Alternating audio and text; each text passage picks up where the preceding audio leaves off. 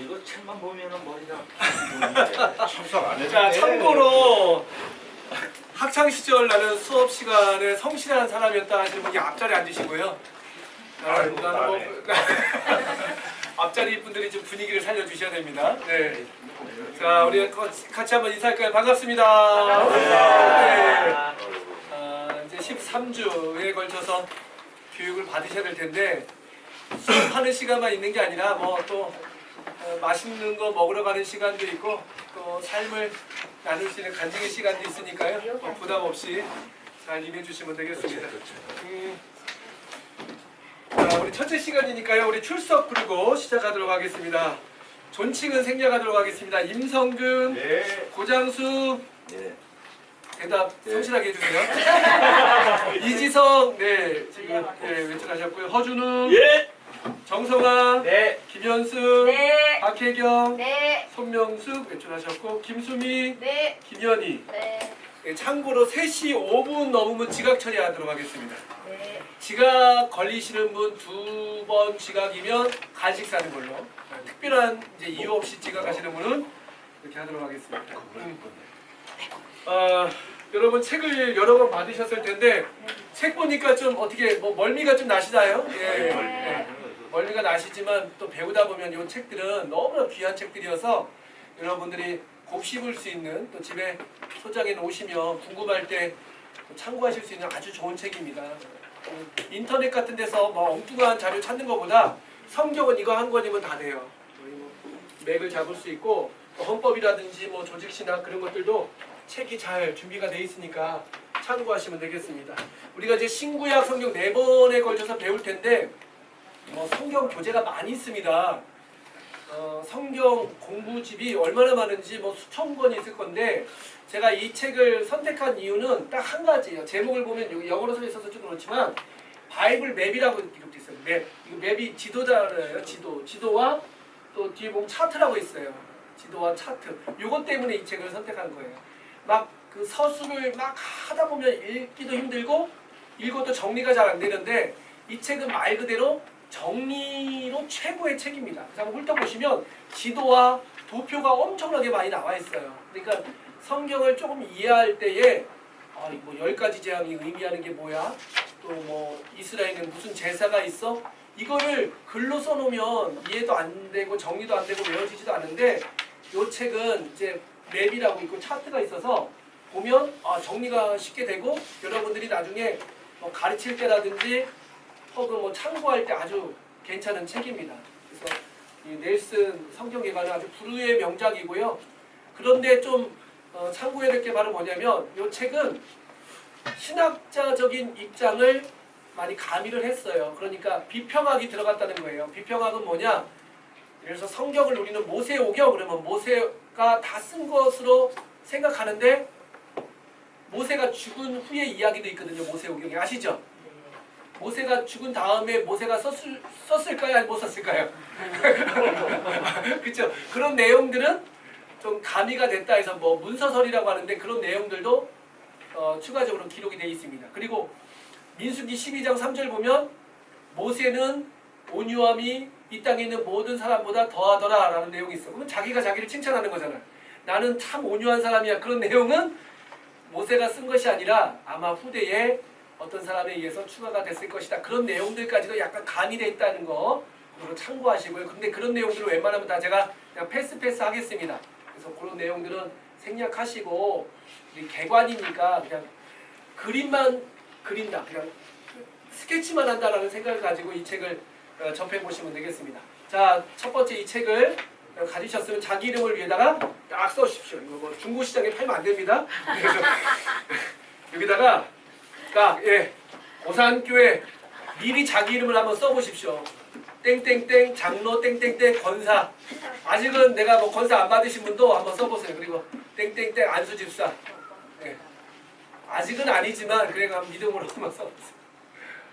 땅땅땅. 예.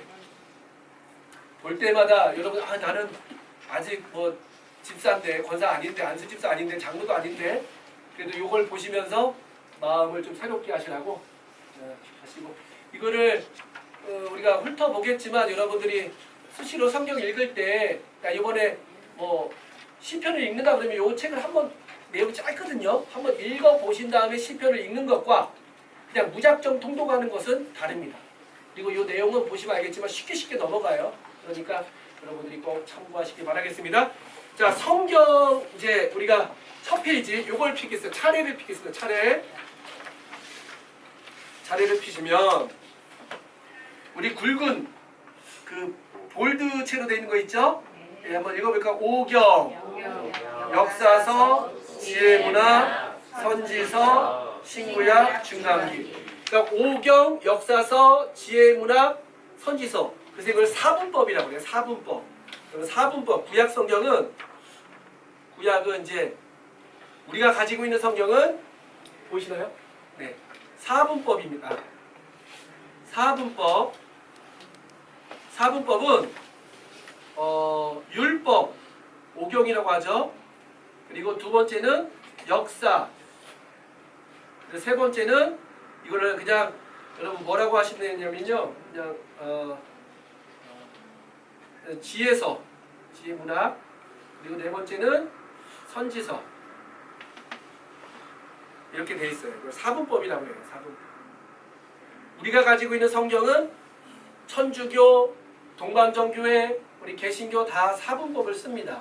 이 순서대로 이렇게 쭉 나와 있어요. 순서 보시면 딱딱 끊어지죠. 순서대로 되는데 원래 구약 성경은 우리 기독교의 것이 아니라 유대교에서 가지고 왔잖아요. 그래서 우리 기독교는 사분법을 쓰지만 유대교는요 사분법이 아니라 삼분법을 씁니다. 삼분법. 이 삼분법은 뭐라고 하냐면요, 타 영어예요. 나 크 이렇게 써요. 타나크.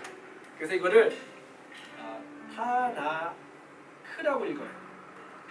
그래서 우리는 성경을 구약 성경, 올드 테스타먼트, 그러니까 옛 언약, 그렇죠? 오래된 언약, 약속 이렇게 이름하죠. 구약 성경. 그런데 이스라엘 사람들은, 유대교들은 이제 구약 성경을 구약 성경이라고 읽지 않고 타나크라고 해요. 타나크. 하나님 말씀을 그냥 타나크라고 해요. 타나크. 그래서 타는 뭐냐? 타는 토라예요. 타는 토라. 토라가 뭐냐면요.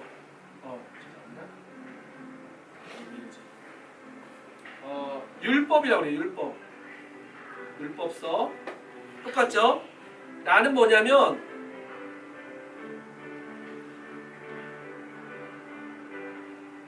나비임. 이거를 예언서. 그 다음에 K는 이제 크투빔이라고 하는데 케투빔. 이거를 성문서. 성문서는 뭐냐면 성은 거룩할 성자예요. 그러니까 율법서라는 것은 율법이 기록된 책. 그리고 느빔은 예언서. 케투빔은 성문서. 이렇게 3분법을 합니다. 3분법은 좀 우리랑 다르죠. 그래서 모세오경은 똑같아요. 오경, 율법서는 똑같은데, 창출레미신이 똑같은데, 느빔이 뭐냐면요, 제가 여러분 여기 인덱스 차례에 보면 제가 말씀드릴 테니까 그 앞에다 한번 동그라미 체크를 한번 해보세요. 우선은 별 표시를 한번 해보세요.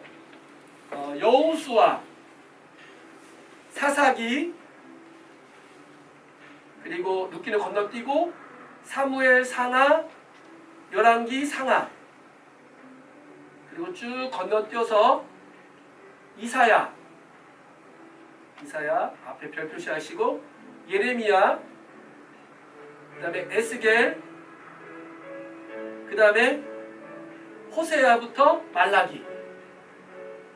이렇게 요 책이 바로 두 번째 나오는 예언서예요. 그러니까 우리 성경은 맨 마지막이 뭐죠? 구약 성경 맨 마지막이 말라기죠. 근데 말라기가 이스라엘 유대인들이 쓰는 성경에는 중간에 나와요. 중간에. 그래서 먼저 토라가 창출레민신이 기록되어 있고, 그 다음에 여호수아, 사사기, 그 다음에 사무엘상부터 열왕기하, 그 다음에 이사야, 예레미야, 에스겔, 그다음에 호세아부터 말라기까지 이렇게 해서 기록이 돼 있어. 두 번째, 그러니까 모세오경 다음에 이 책이 딱 붙어 있어요. 그런데 또 중요한 게 뭐냐면 사무엘 상가, 사무엘 하가 따로 구별된 것이 아니라 사무엘서 이렇게 기록되어 있고 열왕기 상하가 하나로 돼 있어서 그다음에 열왕기서 이렇게 돼 있어요. 그리고 호세아부터 말라기까지가 한 권이에요. 한 권. 딱 한 권. 소선지서 이렇게. 그래서 좀 권수가 확 줄어들겠죠. 우리 구약 성경이 몇 권이죠? 39권인데 이제 보시면 알겠지만 23권으로 확 줄어들어요. 이게 묶여서 그래요. 그 다음에 맨 마지막에 나오는 케투빔. 케투빔이 성문서, 거룩한 문서라는 뜻인데 먼저 나오는 책이 룻기, 그 다음에 역대상, 그 다음에 역대상하죠. 역대상하, 그 다음에 에스라, 느헤미야, 에스더, 욥기, 시편, 잠언, 전도서, 아가, 예레미야, 에가, 다니엘까지 이렇게가 맨 마지막에 나오는 거예요. 근데 왜 이것이 중요하냐면 말씀을 드릴게요.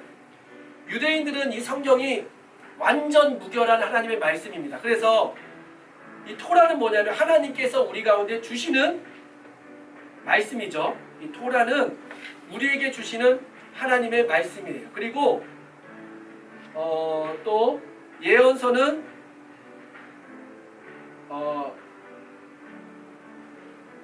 우리의 삶을 가르쳐주는 또 선지자들의 선포죠. 그 다음에 성문서는 하나님께 올려드리는 우리의 신앙 고백이에요. 그래서 이렇게 구성이 되어 있다고 보시면 돼요. 이렇게 삼각형 모양. 그래서 하나님께서 우리에게 말씀을 주시고 우리가 거짓되고 그릇되게 살면 예언자를 통하여 우리의 삶을 교정해 주시고 교정한 우리가 하나님 앞에 감사와 찬양의 노래를 올려드리고 그러면 또 다시 하나님께서 우리 가운데 새로운 약속의 말씀을 주시고 우리가 그릇되면 선지자를 통하여 다시 새로운 하나님의 뜻을 가르쳐 주시고 그러니까 완전해 보이잖아요. 완전해 보여요. 완전해 보이기 때문에 유대인들은 더 이상의 성경이 필요 없는 거예요. 이 구약 성경만 있으면 하나님의 말씀을 듣고 우리가 또 찬양하고 우리의 삶 가운데에 우리의 삶을 교정하고 타나크는요 이 자체만 가져도 이 사람들은 완전한 삼각형의 구조를 갖게 됩니다. 그런데 이 사분법, 율법, 역사, 지혜, 선지서는 뭐냐면 내용은 같아요. 같은데 맨 마지막을 한번 보십시오. 선지서 말라기 1장부터 4장까지 읽어보면 뭔가 미완성으로 다 끝나요. 그러니까 불완전해 보이는 거예요. 불완전해. 불안전, 불완전. 불완성이 아니라 불안전해 보니까 뭔가 좀 삐딱해 보이는 거예요. 그래서 왔다 갔다 왔다 갔다 막 이런 구조를 가져요. 약간 왔다 갔다 왔다 갔다 이런 구조를 가지기 때문에 마지막이 말라기에 딱 끝나는 말씀도 보면 뭐 장차 선지 예언자를 보내주리라 하면서 뭔가 아쉽게 딱 끝나.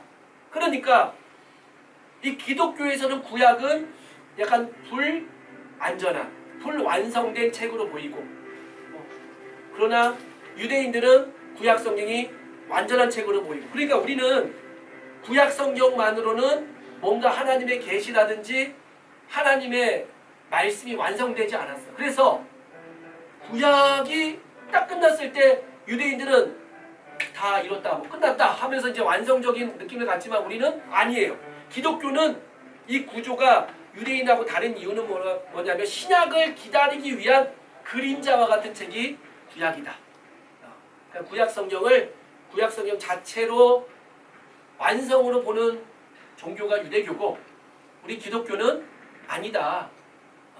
이 마지막에 선지자 말라기 이 예언서가 마지막에 딱 나오는 이유도 보면 뭔가 불완전하고 아직까지 회복되지 않은 미완성의 그 숙제, 미제가 남아있다라는 것이 구약 성경에 나오는 약간 구조라고 할 수 있어요. 아시겠죠? 그러니까 타나크가 좋아 보이지만 타나크는 메시아에 대한 기대사상이라든지 어떤 약속의 완성 차원에서는 이제 더 이상 바랄 게 없어. 그러나 구약 성경은 우리가 가지고 있는 이 구조는 믿음의 선진들이 이 구약을 새롭게 조합해 보니까 이건 장차 올 메시아에 대한 예언적 말씀이지 이것이 완성된 책은 아니다라는 것을 말하고 있습니다. 아시겠죠? 자, 이렇게 하시고 자, 이제 처음으로 가겠습니다. 우리 10페이지로 가겠습니다. 자, 10페이지로 갈게요. 10페이지 가보면 이제 역사가 쫙 나와 있어요. 너무 보기 좋아요. 이런 것들은 진짜 여러분 너무 귀한 자료입니다. 이거 너무 귀한 자료예요. 우리 구약 역사를 우리가 무슨 시대 어떻게 구별하겠습니까? 근데 친절하신 우리 신학자분들께서 이걸 다 구별해 주셨어요. 그래서 다른 거는 보지 마시고요. 우리 두 번째 칸 시대와 사건 보시면 되겠어요. 시대와 사건. 처음에 족장 이전 시대를 가리켜서 원 역사라고 합니다. 프리스토리예요. 프리라는 게 지금 뭐뭐 전이잖아요. 뭐뭐 전, 그러니까 역사가 시작되기, 구원사가 시작되기 전 역사. 그러니까 창세기에도 11장까지는 이거는 보편적인 역사지 인류 가운데에 주신 구원의 역사로 보지는 않습니다. 그래서 진짜 역사는 창세기 12장부터다 라는 거예요. 12장부터. 그 전까지는 그 12장을 기록하기 위한 하나님의 어떤 이제 준비 과정이다 라고 보시면 되겠습니다. 그래서 12장부터 시작하는 아브라함의 역사를 가리켜 족장시대다. 족장시대. 족장이라는 말이 무슨 말인지 아시죠? 족장. 가족이란 뜻이에요. 가족. 조금 더 확장하면 가문. 조금 더 확장하면 결례. 그러니까 민족에 관한 역사예요. 민족에 관한 역사. 근데 민족적으로 이렇게 나라적으로 보시면 안 되고 가문. 약간 좀 지역적인 그런 개념으로 좀 작은 개념으로 족장 시대가 어디냐면요. 아브라함부터 어디까지일까요? 족장 시대 하면 요셉까지. 아시겠죠? 그러니까 요셉 때에 무슨 일이 생기잖아요. 그렇죠? 요셉 때 무슨 일이 생기죠? 이스라엘 백성이 어디로 가죠? 자, 대답 좀 한번 해보세요. 이스라엘 백성 어디로 가죠? 애굽으로. 그렇죠. 김현수 권사님 여기 1점 더 드리겠습니다. 대답 잘하는 학생 좋아요.